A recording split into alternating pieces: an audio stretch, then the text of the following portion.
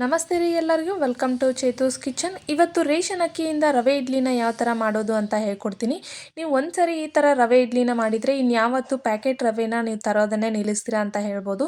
ಮೊದಲಿಗೆ ಒಂದು ಪಾತ್ರೆನ ತೊಗೊಂಡಿದ್ದೀನಿ, ಹಾಗೆ ಅಳತೆಗೆ ಅಂತ ಒಂದು ಲೋಟನ ತೊಗೊಂಡಿದ್ದೀನಿ.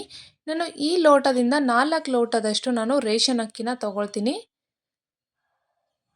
ಇದು 2, ಹಾಗೆ 3, 4 ಲೋಟದಷ್ಟು ರೇಷನ್ ಅಕ್ಕಿನ ತೊಗೊಂಡಿದ್ದೀನಿ.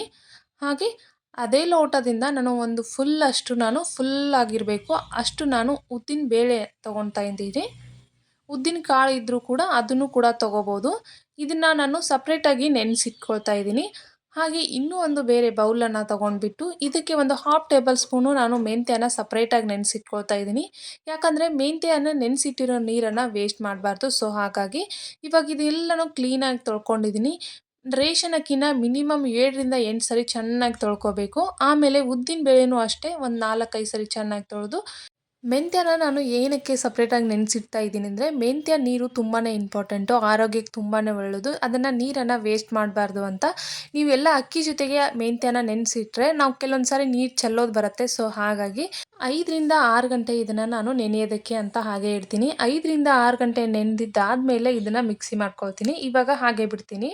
ಇವಾಗ ಇದು 5ರಿಂದ 6 ಗಂಟೆ ನೆನೆದಿದೆ. ಸೊ ಹಾಗಾಗಿ ಇದನ್ನು ಮಿಕ್ಸಿ ಮಾಡ್ಕೊಳ್ಳೋದಕ್ಕೆ ತೊಗೊಳ್ತಾ ಇದ್ದೀನಿ.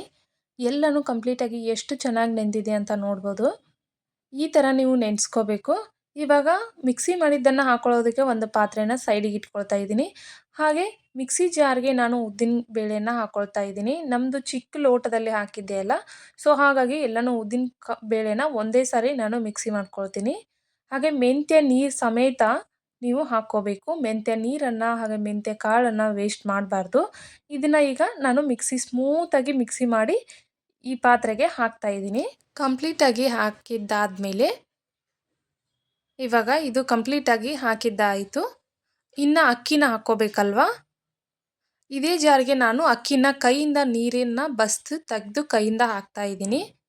ಈ ಥರ ನೋಡಿ ನಿಮ್ಗೆ ಎಷ್ಟು ಬೇಕಲ್ಲ ಅಕ್ಕಿ ಅಷ್ಟನ್ನು ಹಾಕ್ಕೊಂಡು ಇದನ್ನು ತರಿಯಾಗಿ ಮಿಕ್ಸಿ ಮಾಡ್ಕೋಬೇಕು, ಸ್ಮೂತಾಗಿ ಮಾಡ್ಕೋಬಾರ್ದು. ಈ ಥರ ತರಿಯಾಗಿ ಪದೇ ಪದೇ ಸ್ವಲ್ಪನೇ ನೀವು ಬ್ಲೆಂಡ್ ಮಾಡಬೇಕು. ಒಂದೇ ಸರಿ ಮಿಕ್ಸಿ ಆನ್ ಮಾಡಿ ಸುಮ್ಮನೆ ಕೂತ್ಕೋಬಾರ್ದು. ಈ ಥರ ಕಂಪ್ಲೀಟಾಗಿ ತರಿ ಇರಬೇಕು. ರವೆ ಕೈಗೆ ಅಂಟ್ಕೋಬೇಕು. ಆ ಥರ ಈ ಹಿಟ್ಟು ರೆಡಿ ನೀವು ಮಿಕ್ಸಿ ಮಾಡ್ಕೋಬೇಕು. ಹೊರಗಡೆಯಿಂದ ರವೆ ತೊಗೊಂಡು ಬರ್ತಿರಲ್ಲ, ಅದೇ ಥರ ಇರಬೇಕು. ರವೆ ಕೈಗೆ ಕಂಪ್ಲೀಟಾಗಿ ಅಂಟ್ಕೋಬೇಕು ರವೆ. ಆವಾಗ ಮಾತ್ರ ರವೆ ಇಡ್ಲಿ ಚೆನ್ನಾಗಿ ಬರೋದು. ಈ ಥರ ಕೈಯಿಂದಾನೇ ನಾನು ಕಂಪ್ಲೀಟಾಗಿ ಎಲ್ಲನೂ ಮಿಕ್ಸ್ ಮಾಡಿಕೊಂಡು ಓವರ್ ನೈಟ್ ನಾನು ನೆನೆಯೋದಕ್ಕೆ ಇಡ್ತೀನಿ ಹಿಟ್ಟನ್ನು. ಕೆಳಗಡೆ ಒಂದು ಪ್ಲೇಟು ಹಾಗೆ ಮೇಲ್ಗಡೆ ಒಂದು ಪ್ಲೇಟ್ನ ಇಡ್ತೀನಿ. ಏನಕ್ಕಂದರೆ ಬೈ ಚಾನ್ಸ್ ಮೇಲೆ ಹೆಚ್ಚಾಗಿ ಬಿದ್ದರೆ ಅಂತ ಅಷ್ಟೇ. ಇವಾಗ ಮಾರ್ನಿಂಗ್ ಟೈಮ್ ನಾನು ಹಿಟ್ಟನ್ನು ಓಪನ್ ಮಾಡಿ ನೋಡ್ತಾ ಇದ್ದೀನಿ. ಹಿಟ್ಟು ಎಷ್ಟು ಚೆನ್ನಾಗಿ ಉದುಗ್ ಬಂದಿದೆ ಅಂತ ನೀವೇ ನೋಡ್ಬೋದು. ಈ ಥರ ಆದರೆ ಪರ್ಫೆಕ್ಟಾಗಿ ಚೆನ್ನಾಗಿ ಇಡ್ಲಿ ಬರ್ತವೆ. ನೀವು ಈ ಥರ ಹಿಟ್ಟು ಉಬ್ಕೊಂಡು ಬಂದಿಲ್ಲ ಅಥವಾ ಈ ಥರ ಉದುಗ್ ಬಂದಿಲ್ಲ ಅಂತಂದರೆ ಒಂದು ಸ್ವಲ್ಪ ಸೋಡಾ ಕೂಡ ಆ್ಯಡ್ ಮಾಡ್ಕೋಬೋದು. ಬಟ್ ನಾನು ಇವಾಗ ಸೋಡಾ ಎಲ್ಲ ಏನು ಹಾಕಲ್ಲ. ಯಾಕಂದರೆ ನಂದು ಚೆನ್ನಾಗಿ ಹಿಟ್ಟು ಉದುಗ್ ಬಂದಿರೋದ್ರಿಂದ ನಾನು ಸೋಡಾ ಹಾಕಲ್ಲ. ಈ ಥರ ಬಂದಿಲ್ಲ ನಿಮ್ಮದು ಅಂತ ಅಂದರೆ ಬೈ ಚಾನ್ಸ್ ಒಂದು ಸ್ವಲ್ಪ ಸೋಡಾ ಹಾಕ್ಕೊಳ್ಳಿ. ನಾನು ಬರೀ ಇವಾಗ ಸಾಲ್ಟ್ ಮಾತ್ರ ಹಾಕ್ಕೊಂಡು ಚೆನ್ನಾಗಿ ಇದನ್ನು ಮಿಕ್ಸ್ ಮಾಡ್ಕೊಳ್ತಾ ಇದ್ದೀನಿ. ಮಿಕ್ಸ್ ಮಾಡಿಕೊಂಡು ಹಾಗೆ ನಾನು ಇಡ್ಲಿ ಪ್ಲೇಟ್ಗಳನ್ನ ಎಣ್ಣೆ ಹಚ್ಕೊಂಡು ಹಾಕ್ಕೊಂಡು ಬಿಡ್ತೀನಿ.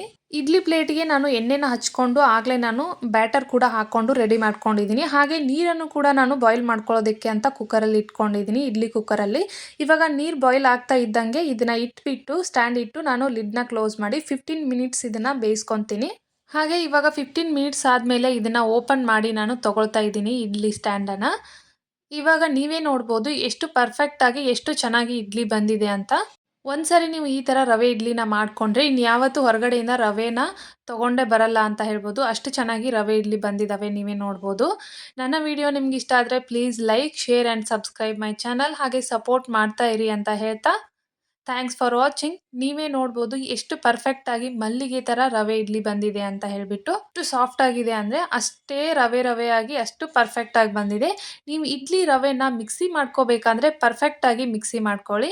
ಈ ರವೆ ಇಡ್ಲಿನ ಸಾಂಬಾರಲ್ಲಿ ಡಿಪ್ ಮಾಡ್ಕೊಂಡು ತಿಂದರೆ ಅದ್ಭುತ ಟೇಸ್ಟ್ ಅಂತಾನೆ ಹೇಳ್ಬೋದು.